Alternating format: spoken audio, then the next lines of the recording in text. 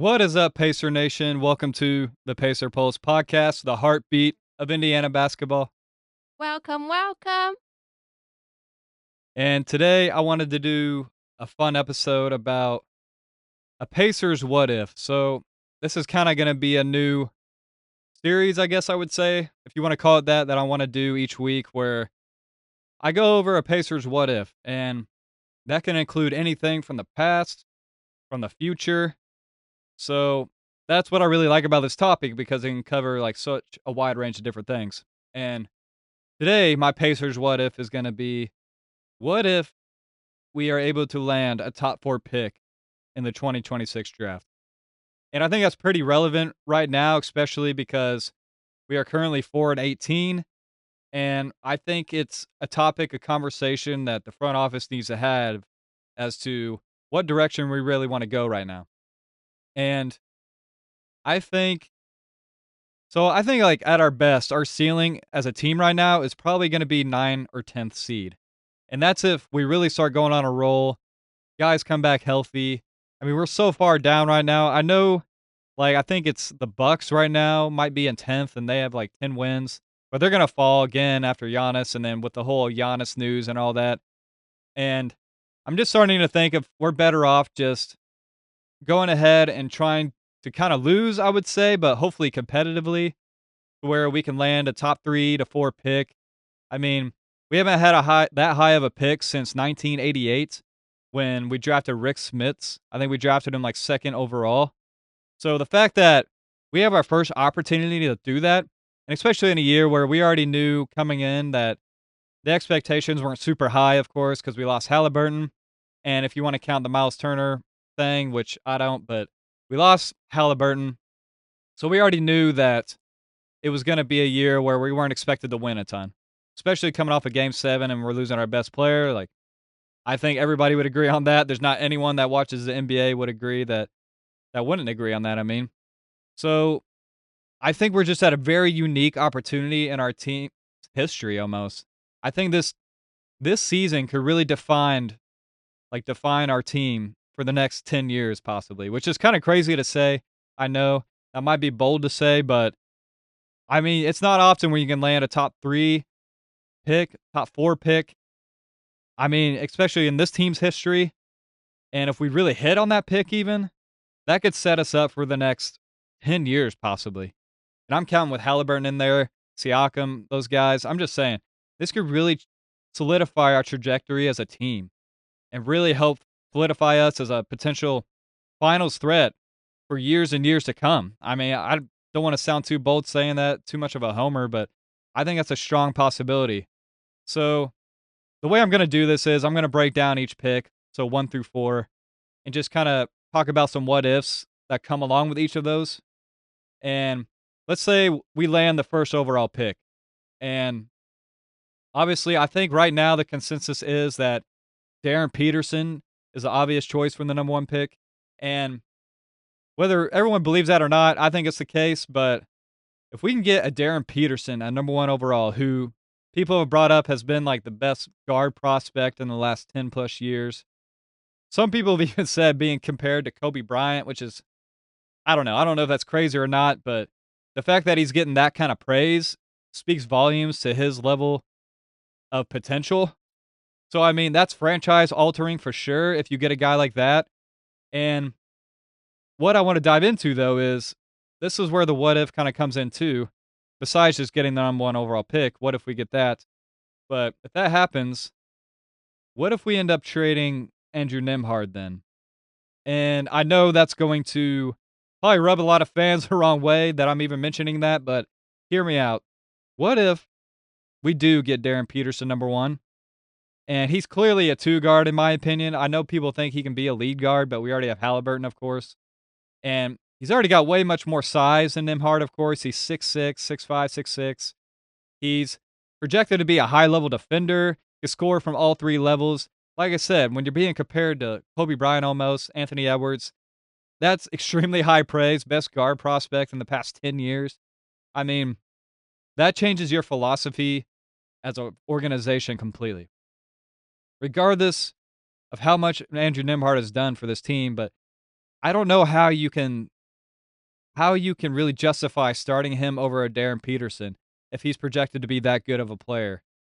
And we know Rick Carlisle, we know he's not just gonna hand it over to Darren Peterson if that was the case, but at some point, the guy would show that it's too much for him to keep coming off the bench, and that he has too much potential, and that him and Haliburton could form the best backcourt in the NBA for, like, I mean, if they're both with the Pacers for 10 years, it could happen for the next 10 years possibly. Yes, maybe that's dramatic, but that's, I think, very realistic to say, and I can't imagine how that team would look with Haliburton and Darren Peterson in the backcourt. Then you still have Siakam, and then this is where I get to the point where, all right, you can use Nimhard as a trade chip then to get a starting caliber center. As much as Jay Huff and Jackson have been playing better in the roles they've been in, ideally, I think they're still backups at the best, and I've been liking both the guys. Don't get me wrong. It's just their ideal roles are going to be as a backup center, and I don't think many people would argue that, so or argue against it. So if you could get a starting center by trading Nimhard, who I know a lot of people think Mathurin has more trade value, and sometimes, I mean, I get it. He's definitely got the most potential, and maybe teams would be more enticed by him. But I think there's a lot of teams that also think highly of Nimhard too, and he's on a pretty good contract as well. Whereas in Mathurin, he's entering restricted free agency, and so if you trade for him, you're gonna have to pay the guy too. I mean, and if he has a phenomenal year, let's say, he's gonna command about $30 million a year, I'm sure. And I mean, it depends on what team it is, but let's say hypothetically the Clippers, right? If they want to kind of retool a little bit, if they're open to trading Zubac, I mean, are they going to want Mathurin or a Nimhard? Because from all I've seen from the Clippers is they're trying to keep their cap space pretty open because they're trying to pursue some pretty big name free agents in a couple years, like Giannis, let's say. They're trying to keep their books pretty clean. So are they really gonna wanna fork over, like, 30 plus million a year to a Mathurin for 4 years when they wanna have as much cap space as possible during that time, where I think even Nimhard, his contract might run up on the same timeline as they're trying to have cap space, or if not, he's only getting paid, like, what, 20 million a year almost, so I don't see where, like, some of that argument is where Ben Mathurin's our highest trade chip when there is that caveat of, like, whatever team trades for this guy is gonna have to pay him. Unless it comes in the offseason, of course, and they do a sign and trade or something like that, but I think that's something that's gonna really have to be a discussion, and it's just hard to imagine that you would keep a Darren Peterson on the bench just for, like, an Andrew Nimhard, who's been amazing, don't get me wrong. I like Nimhard, I love what he's brought, but you gotta make some hard choices sometimes, and maybe that opens the door for us being able to get a starting level center, and the Clippers, I could see them wanting, like, an Andrew Nimhard to run the offense, and you can kinda move James Harden to that combo guard spot again, even though he's good with the ball in his hands too, but he's getting older, so who knows how long he's playing. It gives him a younger point guard to kinda build around too, and I don't know. I think we're gonna have to shift our mindset on that about who's gonna be available in trades if we get the number 1 pick and are able to get Darren Peters. So, I know that's a big what if. I know maybe a lot of fans might not like to hear that, but I think it's a very realistic thing to think about in that what if scenario. So, let me move on to the second overall pick. So, I know it's pretty much a toss up after 1, and even 1 could get pretty interesting and who goes number 1, but let's just say hypothetically in this situation, what if we get the second pick and we draft a Cam Boozer, who has been phenomenal. I think he's leading the college right now in plus minus, and the dude's just been sensational. He's really improved in areas that people were kind of questioning him in terms of, like, finishing around the rim. The dude is so poised, and he's so young, he's only gonna get better, and I know he's 6'9", 250. So, I could see where people are like, "Well, why would we get him? Because we have Siakam, who plays the 4 already. We have Toppin." And I could see that argument, but this is a top 3 pick, I mean, it doesn't your conventional line of thinking changes when you get that. So, you draft like a Cam Boozer who would fit seamlessly with this team, I think. He embodies a lot of the things that we love as a team. He is a high character guy, he's a hard worker, got a high motor, he's a good passer for a big man. He could shoot. I mean, maybe still a little unproven, but he's shot pretty well so far. And I think he would just fit seamlessly with the culture here as well. And I could just see him fitting in like a glove here. And so it makes it interesting too, because if we do get a Cam Boozer, you could play him and Siakam, I think, in spurts where we had, where we played Obi Toppin a lot during the playoffs, and that's where we saw a lot of success. And as you saw, even Miles Turner got benched in pretty key moments for Obi Toppin because Miles just couldn't play out there. Like, if we wanted to win certain games, Rick rolled with Obi Toppin at the center spot. So knowing that, and then knowing that if we get a Cam Boozer who has the size at 250 to be able to hold his own inside, he's got a 7-foot wingspan, so he's got some length too. And who knows, maybe the guy grows another inch or two. You never know. But I would be really interested to see like those small ball options. And what's good about getting a guy like him too is you don't have to trade like an Andrew Nemhard. He keeps his starting 2 guard spot. You could probably bring back Mathurin, in my opinion, who I think it would be too costly to give him up because he adds so much scoring to that lineup. And I think as we've seen this year so far, if we don't have Haliburton, we struggle to score mightily. And who's to say that, Haliburton hasn't been the most, let's say, healthy, I guess, in his career. So all it takes is for him getting hurt and missing some time, and this team falls apart offensively. And imagine that even without Mathurin, even though we still fall apart right now, even with him. So imagine if we didn't, and it would be ugly, even if we had like a Cam Boozer on this team, let's say. So I think we have to bring him back, and I think he's shown his value in that front. And I think he brings so much offensively that you would have to start him over Neesmith almost. I think that's a toss up. I love Neesmith too, so and I get it. He fits better with Halliburton and whatnot, but I think Mathurin's really improved in those strides too of fitting better with this team. And I think he could fit really well with Tyrese too, especially because he is elite at catch and shooting. If he can just learn to do that more and then pick his spots more, being able to create, because you want Mathurin to be Mathurin still as well. So I think getting a Cam Boozer allows you to keep those guys. You got Neesmith still, you got Siakam, and then maybe you can trade like a Obi Toppin, a Jarris Walker, and I don't know, maybe some other guy and a pick for a starting caliber center. So, like, a guy I would look at, maybe like a Jared Allen, let's say, if you can get him from the Cavs, if they have like a down year. So I'm thinking hypothetically into next season for like a trade for a center in this scenario. So let's say, the Cavs have a down year, they underperform, they're looking to mix it up. They want to trade Jared Allen. Who's to say they wouldn't take like an Obi Toppin, Jarris Walker, a first round pick, and I don't know, maybe a little bit of something else to entice them for Jared Allen. And now you have a lineup of Halliburton, Nimhard, Mathurin, Siakam, and a Jared Allen going into next season. I mean, I think that's championship caliber. And then you have like a Cam Boozer coming off the bench. You have Furphy still, Shepard, TJ, and Jay Huff or Isaiah Jackson, whichever bigs you want to roll with as the backups. I mean, that's a pretty deep and solid team. And I'm not even bringing up Cam Jones, who we have no idea like what he's going to be. So I don't know. That sounds very intriguing. I think that's a team that could possibly win a title if everything gels together well and would have a shot for the next few years. So then my next what if I'll get into is if let's say we get the third pick. I think the third and fourth are starting to become more interchangeable as of right now, I would say. So let me just say hypothetically, what if we get the third pick and we draft AJ DeBonsa? So this is where, like, I know maybe a lot of fans would be excited about an AJ DeBonsa, and I would be, don't get me wrong, but the more and more that we kind of hear about him, or the more I've listened to about his, let's say, his strong suits and his weaknesses, I don't know. I don't know if he necessarily would fit as well.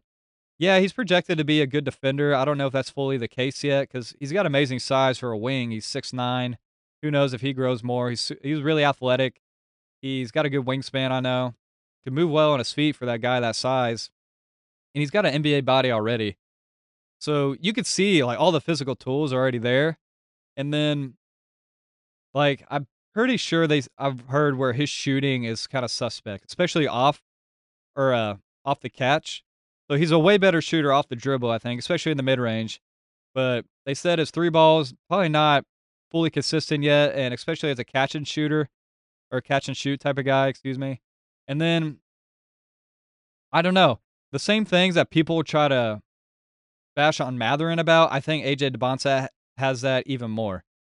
In which I get it, you can be more excited about his size, his wingspan. At least he has that length on the perimeter where he can develop into all these sort of things that you could only just get excited about. So don't get me wrong, I would not be upset if we got an AJ DeBonsa, but if people get upset with like what Mathurin does, I think AJ DeBonsa does that even to an more of an extent. I would say it's too early to say, but you never know. He could be a completely different player in the NBA, but you're gonna get a guy that's not really a catch and shoot shooter. So you got to put him in next to Tyrese, a guy that needs the ball in his hands to shoot and score and create on his own. He's more of that kind of player. Which Mathurin, at least he's shown that he's a really good catch and shoot shooter. He can shoot it from three very well. He can score from all three levels. He's improving on defense. Yes, he doesn't have the size of an AJ DeBonsa or the potential, I would say, but we know what we got out of him, and he still has a crazy amount of potential, in my opinion. So I'm just very lukewarm on the idea of bringing AJ DeBonsa on, and I wouldn't be upset regardless if you get the third pick, but I would almost prefer this other guy over him. So, but if we did get AJ DeBonsa, I guess that would open the door to trading Mathurin because it would be too much of a logjam, or an Nesmith, which I know nobody wants to think of that. I mean, trust me, I like Nesmith too, but I just think there's only really two guys that are untouchable, and that's Haliburton and Siakam. So, in my opinion, one of those two guys are gonna have to go if you get AJ DeBonsa. But that's where I don't really like that pick necessarily as much as like a Peterson or a Cam Boozer, and then this next guy that I'm about to get into, which is Caleb Wilson. So let's say if we get the fourth pick and we're able to get Caleb Wilson from North Carolina. And I think this he okay, I watched some highlights of him today, so I might be a little biased, but this guy, he has a crazy motor. Like he goes after rebounds, he dunks everything. He's super athletic for his size. He's 6'10", like 215, so he's still got room to add some bulk to his frame, and who knows if this is another guy that could grow another inch or two and becomes a starting center that we could possibly want and need, of course, that we need. And he could kinda do almost a little bit of everything that I've seen. I mean, he can't shoot from 3 as what we've seen so far, at least, but he's got a decent mid-range jumper. He's a good free throw shooter. He can rebound, block shots. He can move his feet well on the perimeter. He's, like I said, a good rebounder. I mean, dunks everything, a super athlete. I just imagine him getting out in transition with this team and just being all over the court defensively too. It's just super enticing, and I think he would fit like a glove with this team. And everything I've heard about his character is he's such a high character kid. He's such a good kid. He's got a strong motor. He wants to be great. I mean, he's already talked about how he's trying to play himself into the top 3 conversation, and he's trying to get into the number 1 conversation, and he's been pretty awesome here so far this college season. So I could see him almost surpassing DeBonsa when it's all said and done to be a top 3 pick. But I digress. But like I said, that what if would create a lot of other interesting opportunities too, just kind of like the Cam Boozer scenario where they both play the same positions. So in that scenario, you're not really having to give up a Nimhard or a Neesmith or Mathurin. Let's say you bring you bring Mathurin back, and maybe then you can trade, like I said earlier, like an Obi Toppin, Jarris Walker, Shepard, whoever else mix with a pick for a starting center like a Jared Allen, let's say, or a Zubac, or you explore the market and you see who's out there, and if they're willing to trade for with those kind of players, if they value Jarris or whatever else, it's you have a little more options in my opinion. And I just think those guys, I know you don't base it off fit when it comes to when you have a top 4 pick in the draft, you just pick the highest talent available. But I get really enticed by the Cam Boozer and Caleb Wilson picks, especially. And obviously Darren Peterson too, because when you get a guy compared to Kobe Bryant that, I mean, you throw everything out the window, you don't really care about fit, anything like that. And maybe that's the case with any of these guys, of course, but those other guys I just think fit a little more seamlessly than like an AJ DeBonsa and Darren Peterson do.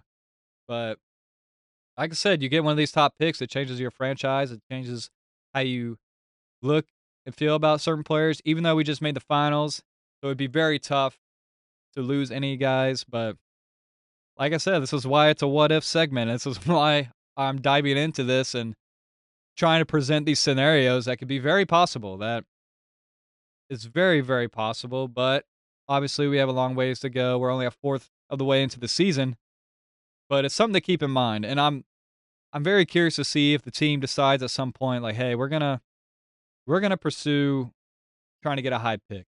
And I would not blame him for that at all. I would not at all. And I'm starting to lean towards that myself. So I just thought this would be a very interesting what if to go through because I think when you get a top 4 pick, it just changes so much about your team. There's so many different avenues the team could go down if that happens. And it all really depends on what pick we get and who we look to target. It's very fascinating to me to think about, even if it's probably too early still. But granted, we are 4-18. And like I said, I don't see us getting past being like a ninth or 10th seed at best. So is it worth kind of like really pushing hard for that when you could get, let's say, your highest pick you've had in, since 1988?